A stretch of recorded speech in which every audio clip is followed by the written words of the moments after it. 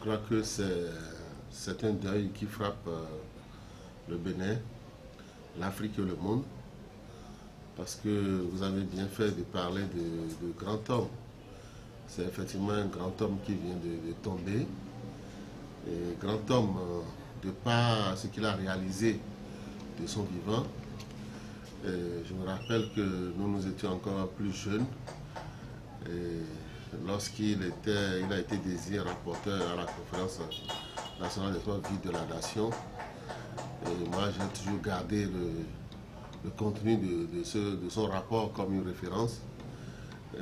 On en tire toujours quelques petits tests pour enchérir ce qu'on fait quotidiennement. Je ne suis pas très proche du professeur, mais j'ai eu des occasions où nous avons eu à collaborer. Par exemple, lors du minimum social, qui était son cheval de bataille, où il avait des idées nobles, parce que il avait décidé en son temps de créer 20 000 emplois.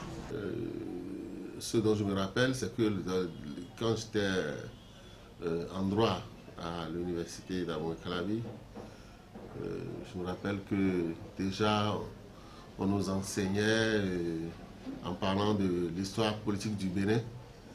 Depuis le Dahomey, on nous parlait déjà d'Albert Ouedjere, avec Affaire Boiki et autres. Et donc c'est un monsieur qui a mis pour moi son intelligence, ses connaissances au service du pays. C'est l'homme qui a de grandes idées. Moi, je l'appelais le rêveur du Bénin. Il a de grandes idées.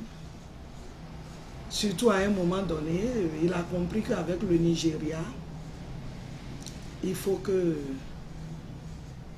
les gens parlent aussi le français au Nigeria. Il a envoyé des gens pour aller enseigner le français au Nigeria. En termes d'imagination, de réflexe, de conception, je crois que c'est un monsieur qui, ma foi, est inégalable. Je me rappelais qu'un étudiant disait en son temps, après la conférence nationale, c'est là où le professeur Albert Ouedjere s'est surtout fait parler de lui.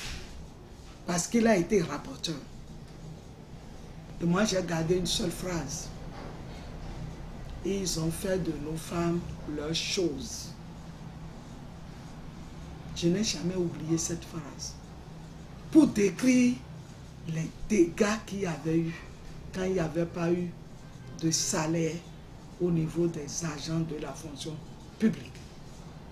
Ce qui s'était passé, la prostitution auquel les gens se sont livrés, certaines femmes, indépendamment de leur volonté, pour pouvoir faire survivre leur famille, ça fait très mal à Ouedjere.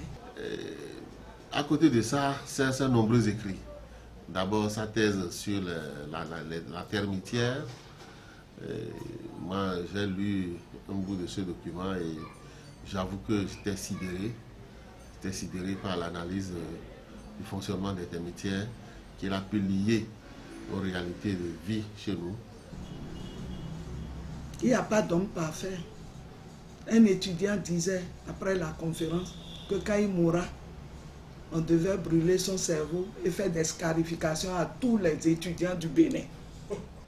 Je pense que pour ce qu'il a été, pour le pays, pour l'Afrique et pour le monde, je pense qu'on devrait quand même penser à immortaliser sa mémoire.